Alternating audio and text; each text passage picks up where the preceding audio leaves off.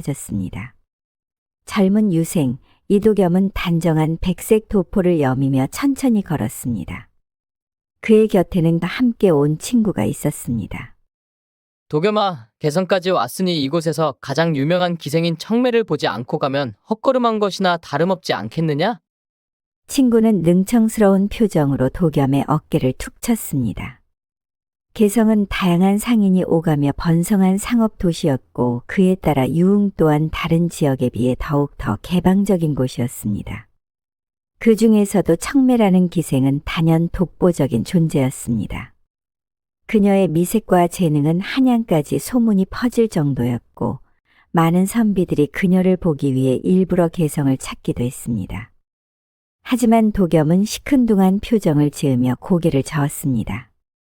자네의 호기심도 이해는 가네만 기생이란 본디 남자를 현혹하는 존재라 배웠네.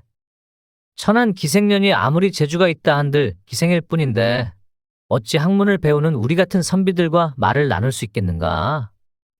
친구는 픽 웃으며 개성거리의 활기찬 거리를 둘러보았습니다.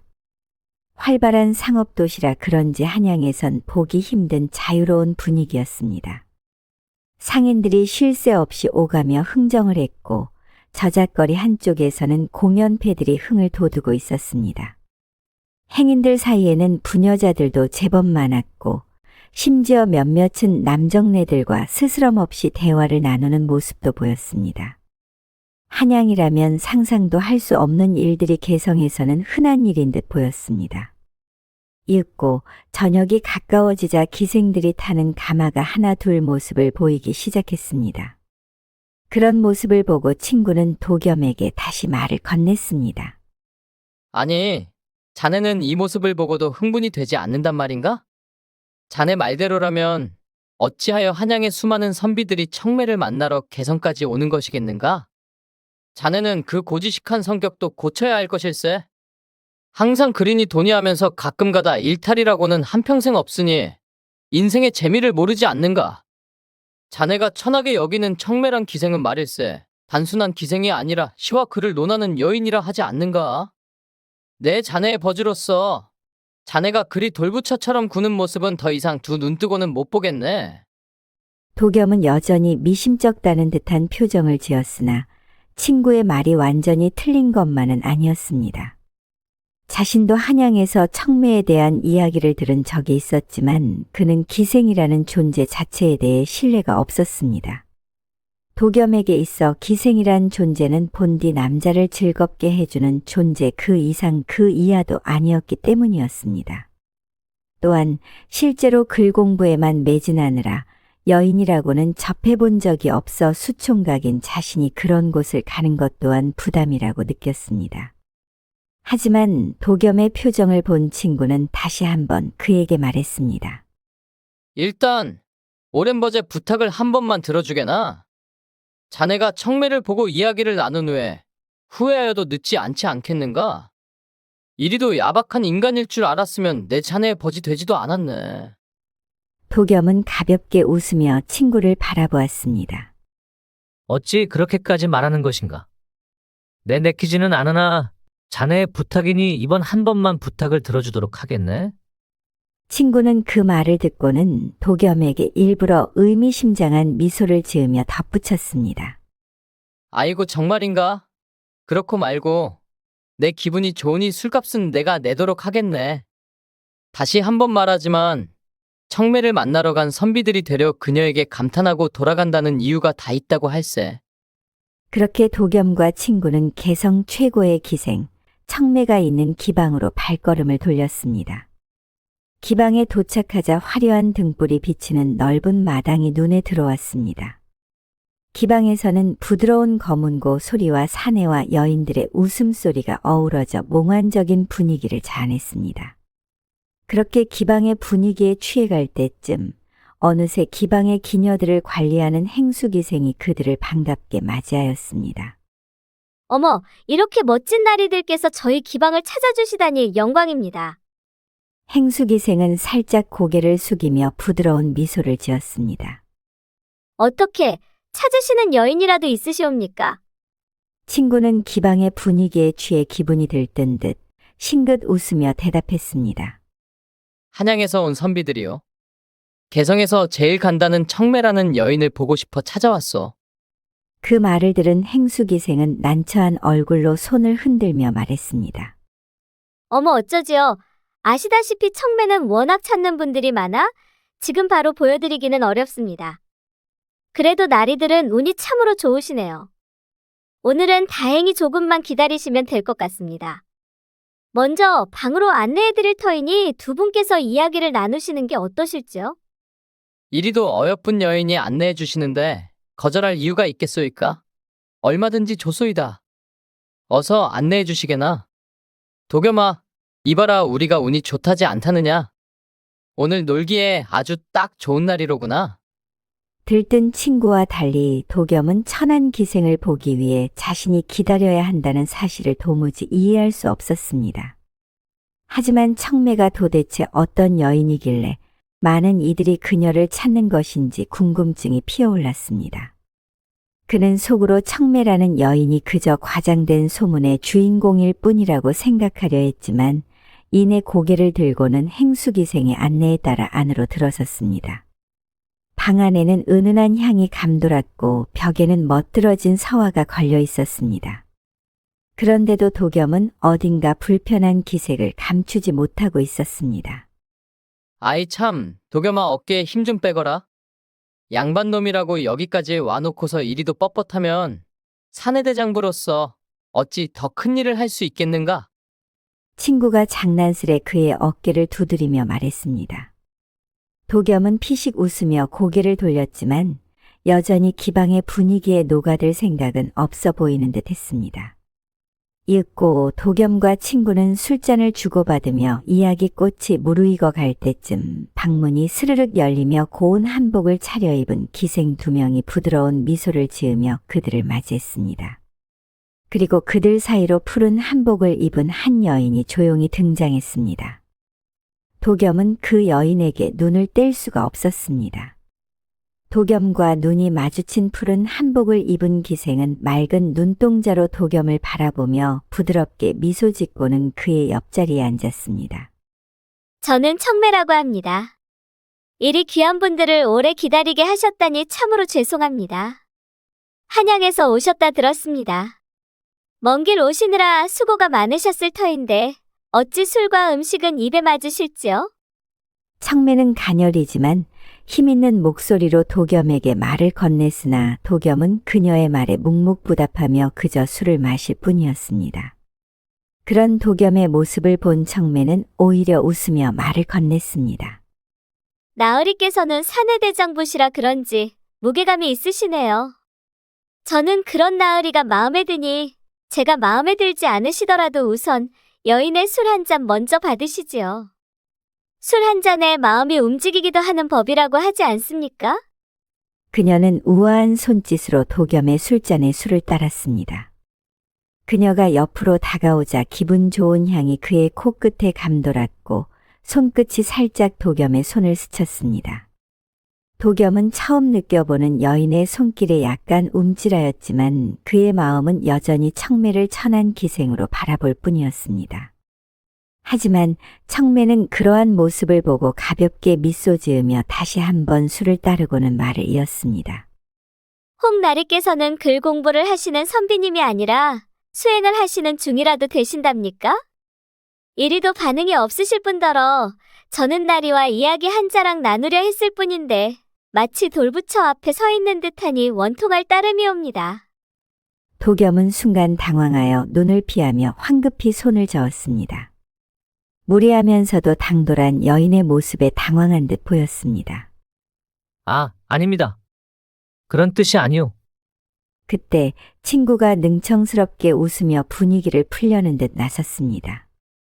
아, 이 친구가 원래 이렇소.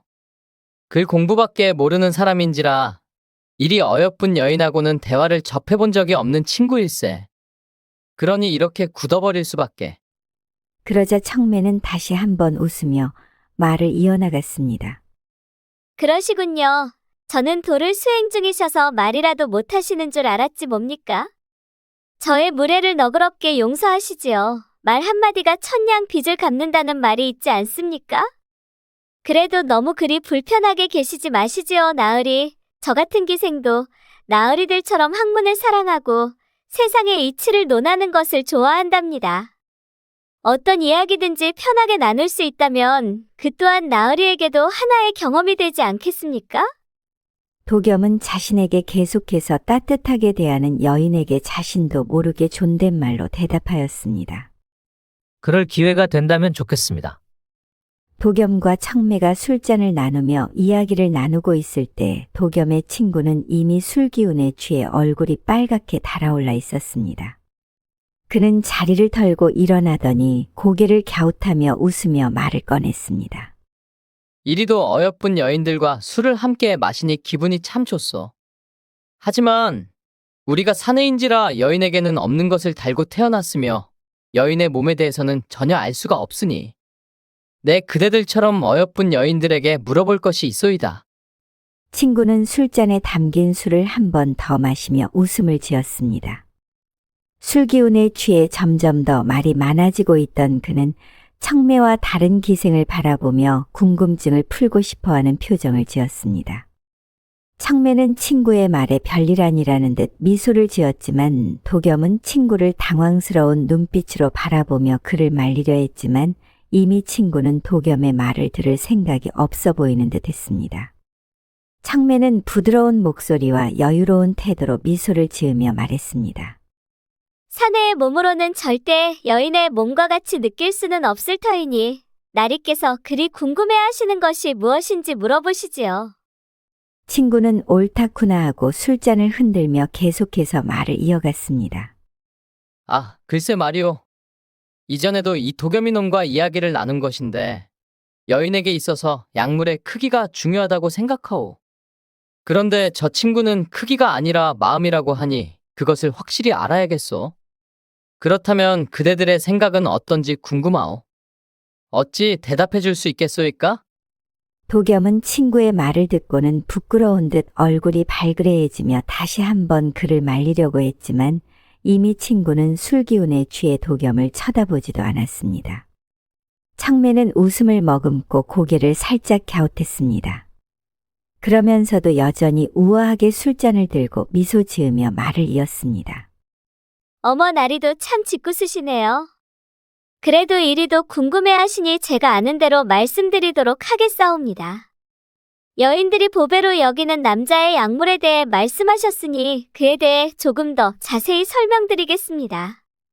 그녀는 천천히 확신에 찬 목소리로 이야기를 이어나갔습니다. 건장한 약물이 의모에 심어지면 여인의 정이 이미 넘쳐 정신이 아득해진다고 하지요. 여인들이 보배로 여기는 남자의 약물은 여러 가지 특성을 갖추어야 한다고 합니다.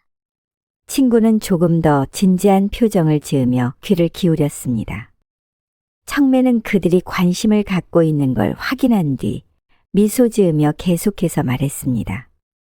첫째는 높이 솟구칠 것이며, 둘째는 따뜻할 것이며, 셋째는 머리가 클 것이며, 넷째는 줄기가 길 것이며, 다섯째는 굳셀 것이며, 여섯째는 오래 끓어 더디 끝낼 것입니다. 친구는 눈을 크게 뜨고 고개를 끄덕이며 점점 더 흥미를 느끼고 있었습니다. 진실로 머리가 큰 놈을 깊이 심어놓고 능히 오랫동안 정분할 수 있다면 마르지 않는 우물이 되지 않겠습니까? 자고로 생선도 큰 놈으로 사서 드시지 않으십니까? 작은 놈은 먹을 것도 없을 뿐더러 그 맛이 깊지 못하지요. 하지만 큰 놈의 경우 먹을 것도 많고 그 맛이 깊이 느껴질 것입니다. 친구는 청매의 말에 웃으며 기세등등하며 도겸을 향해 손을 흔들며 말했습니다. 이복의 도겸, 내 말이 맞지 않나? 자고로 여인의 몸은 이 거대한 것에 반응할 수밖에 없다? 이 말이야. 그게 다 경험에서 우러나오는 말이지. 자, 봐라. 나의 이 실한 놈만큼은 여인들이 좋아할 수밖에 없다는 것을. 친구는 자신의 손을 아래로 가리키며 호탕하게 웃어댔습니다. 도겸은 청매가 원망스러웠지만 자신이 여인의 몸을 알 수 없는 노릇이었기 때문에 살짝 시무룩한 표정을 지으며 쓰디쓴 술을 한 번 더 마셨습니다. 그런 모습을 본 청매는 미소 지으며 부드럽고 차분한 목소리로 말을 이어갔습니다.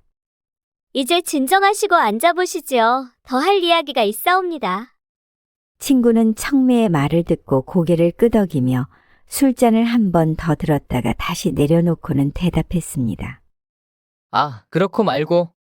나의 생각과 똑같은 생각을 하는 여인의 말인데 어찌 안 따르겠소? 그는 호탕하게 웃으며 자리로 돌아와 앉았습니다.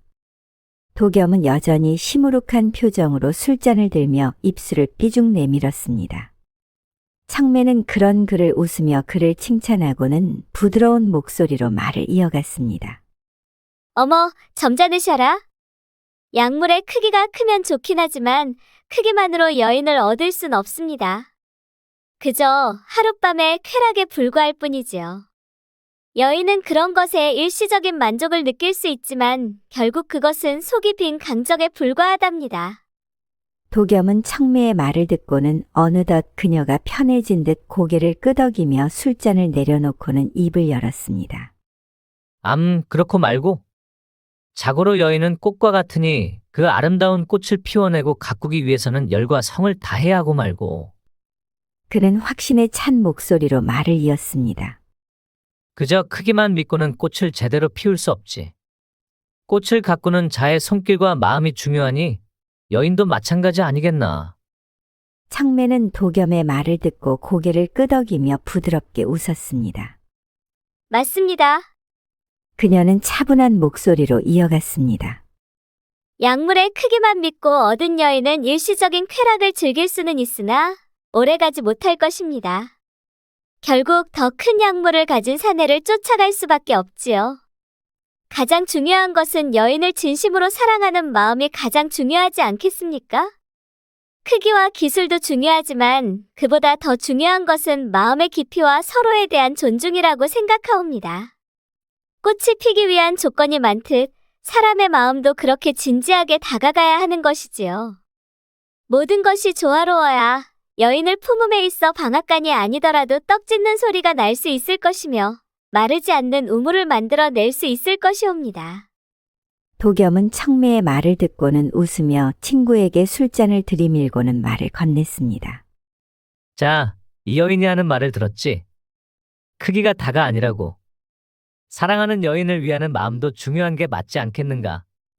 친구는 도겸의 술잔에 자신의 술잔을 살짝 부딪히고는 웃음을 터뜨리며 말했습니다. 하, 이거 참. 자네와 나 모두 틀린 게 아니었구만. 분위기가 달아올랐고 청매는 도겸에게 술을 따르며 작은 목소리로 말을 건넸습니다. 아까 나리의 친구분께서 자신의 것을 가리키며 마치 대물인 양 행동하셨는데 제가 아는 대물의 기준과는 조금 다른 듯하옵니다. 도겸은 그 말을 듣고 순간 당황했지만 이내 피식 웃음을 터뜨렸습니다. 도겸이 어이가 없다는 듯 고개를 흔들자 청매도 장난기 어린 미소를 지었습니다. 아, 참으로 그렇소이까? 나도 저 친구의 행동을 보고는 웃음을 참을 수 없었소이다. 그 말을 들은 친구는 당황한 기색을 감추지 못하며 그들에게 말을 건넸습니다.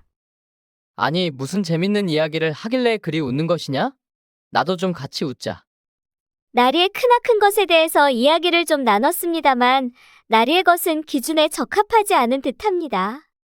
아니, 대체 무슨 기준을 말하는 것이오?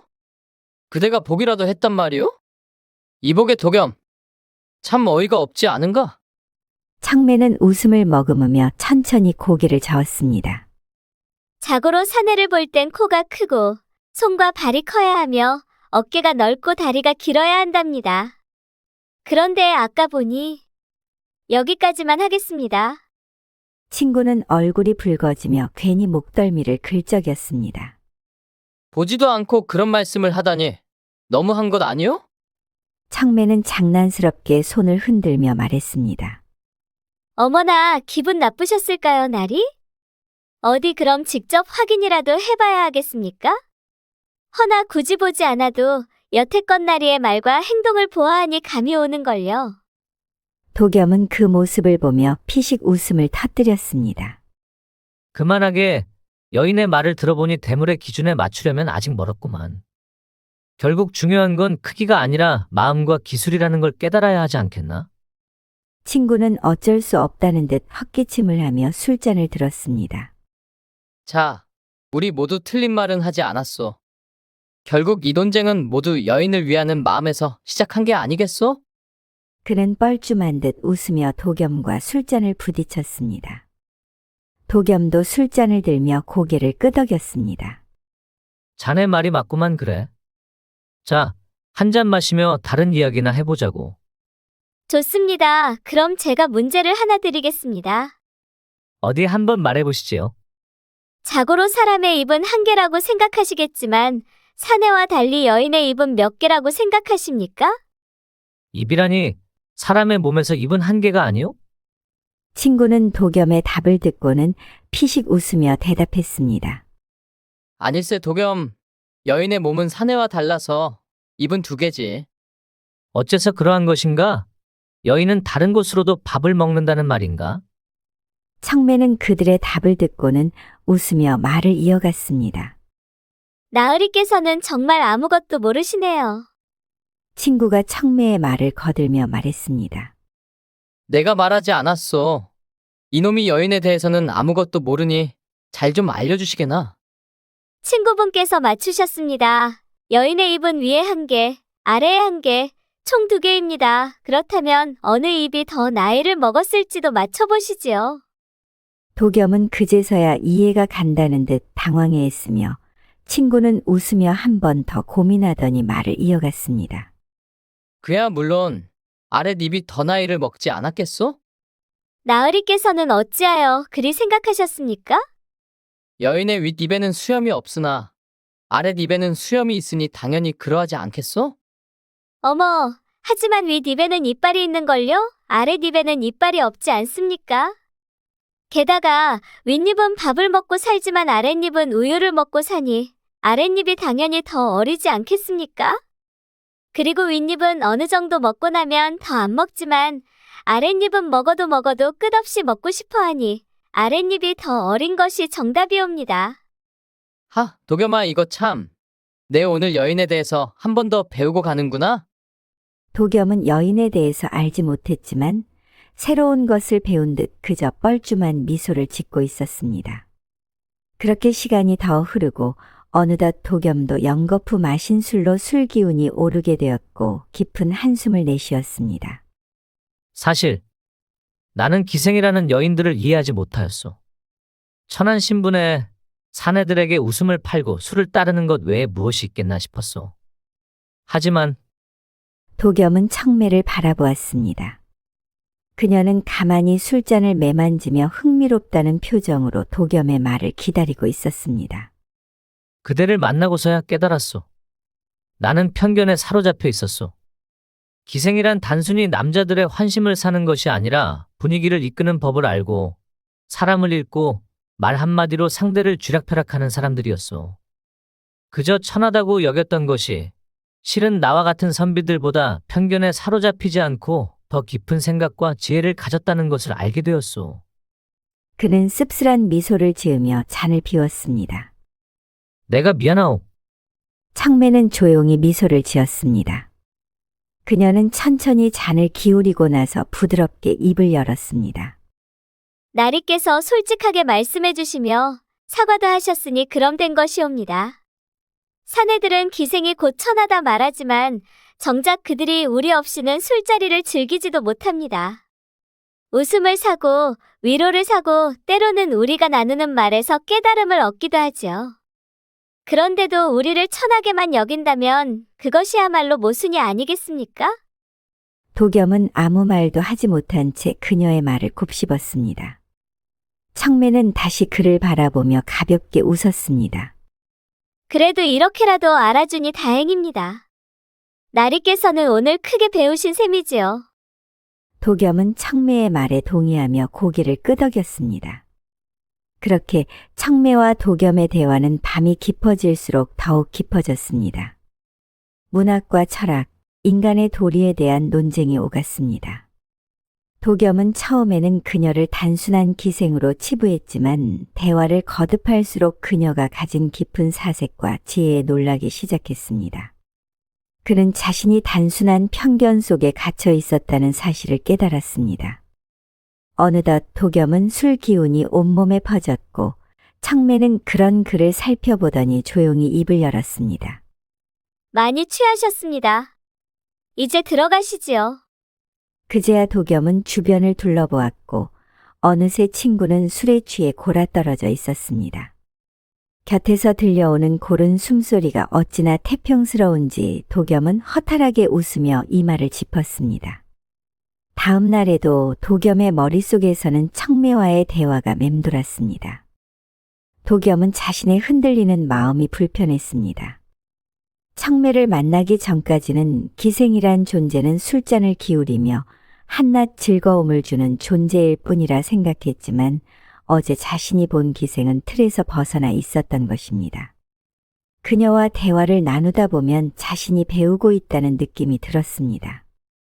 그때 옆에서 자던 친구가 끙끙 앓으며 일어나 말했습니다. 어우 죽겠네.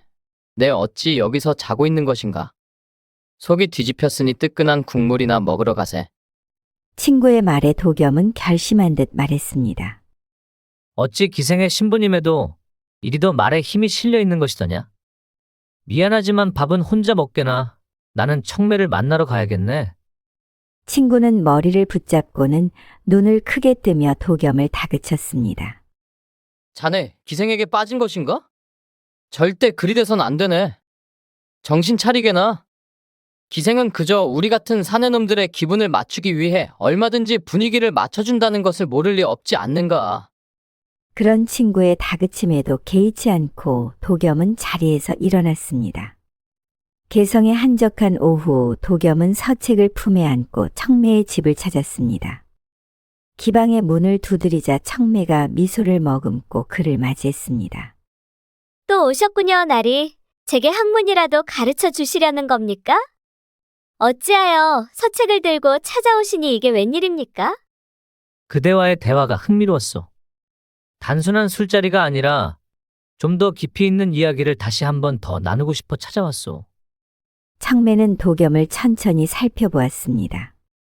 지난번보다는 조금 더 진지한 눈빛으로 자신을 쳐다보고 있었습니다. 어머, 선비님께서 미천한 저와 깊이 있는 이야기를 나누시겠다니 영광이지요? 도겸은 지난날의 자신의 잘못을 떠올리고는 헛기침을 하며 말했습니다. 인간의 덕목 중에서 무엇이 가장 중요하다고 생각하시오? 배움인가? 의리인가? 아니면 사랑인가? 청매는 천천히 찻잔을 만지며 답했습니다. 그 질문은 마치 달과 해 중 무엇이 더 중요한가를 묻는 것과 같군요. 어찌 같단 말이오? 청매는 잔을 살며시 내려놓으며 부드럽게 웃었습니다. 달이 있어야 해가 뜰 수 있고 해가 있어야 달이 빛날 수 있지요. 서로 떼어낼 수 없는 존재라는 뜻입니다. 덕목 또한 마찬가지입니다. 도겸이 흥미로운 듯 눈빛을 빛냈습니다. 그리고 청매는 천천히 말을 이어나갔습니다. 배움이란 그 자체로 중요한 것이 아니라 그것을 어떻게 실천하느냐에 달려있는 법. 만약 배움만 있고 의리와 사랑이 없다면 선비님께서 배운 것을 실천하지 못할 터입니다. 또한 의리만 있다면 배움이 없어 결국 자신과 주변을 지켜줄 지혜가 부족할 것이며 사랑만 있다면 그 사랑을 바르게 지킬 힘이 없을 것입니다. 그녀는 잔을 다시 들어 가볍게 기울였습니다. 선비님은 배움을 중시하는 분이니 학문이 가장 중요하다고 생각하실 터. 하지만 말씀하신 덕목을 조화롭게 추구해야만 삶의 중심에 서 있을 수 있지 않겠습니까? 도겸은 그녀의 대답에 잠시 말을 잇지 못했습니다. 그가 원했던 것은 학문에 쓰여진 것을 토대로 한 논쟁이었지만 청매의 대답은 단순한 논리 싸움이 아니었습니다. 그녀는 삶 자체를 깊이 이해하고 있었습니다. 하지만 학문은 사람을 바르게 이끄는 길이 아니오? 학문이 있어야 올바른 도리를 깨닫고 세상을 바로잡을 수 있는 것 아니겠소? 청매는 살며시 웃었습니다. 그렇다면 선비님께서는 학문으로만 세상을 살아갈 수 있다고 생각하십니까? 배운 것을 실천하지 않으신다면 그 학문이 무슨 소용이겠습니까? 도겸은 순간 아무 말도 하지 못했습니다. 청매의 말은 단순한 술자리의 흥을 돋우기 위한 것이 아니었습니다. 그녀는 세상의 이치를 꿰뚫어 보고 있었고 오히려 자신이 편협한 시선으로 세상을 바라보고 있었음을 깨달았습니다. 얼굴이 뜨거워졌습니다. 단순히 논쟁에서 밀려서가 아니었습니다. 자신이 양반이라는 이유로 스스로를 우월하게 여기며 기생은 배움과는 거리가 먼 천한 존재일 것이라 단정했던 지난날의 오만함이 부끄러웠습니다. 도겸은 서둘러 자리에서 일어났습니다. 이만 가보겠소. 그의 목소리는 낮고 단호했지만 감추려 해도 어딘가 흔들리고 있었습니다. 청매는 조용히 그를 바라보았고 도겸은 고개를 숙인 채 기방을 나섰습니다. 그날 이후 개성의 기방에서 도겸의 모습을 볼 수 없었습니다. 어느덧 시간이 흐르고 그날 이후 한양으로 서둘러 돌아간 그는 청매의 말대로 학문에 더욱 열중하며 그 배움을 실천하는 삶을 살아갔습니다. 그는 나라님을 보좌하며 백성들의 삶을 헤아리고자 애썼습니다. 편견을 두지 않고 백성들의 이야기를 듣고 그들의 아픔을 이해하려 했습니다. 그리고 때마침 나라님의 명을 수행하기 위해 개성으로 떠날 일이 생겼습니다. 도겸은 힘찬 발걸음을 내디뎠습니다. 불어오는 산뜻한 바람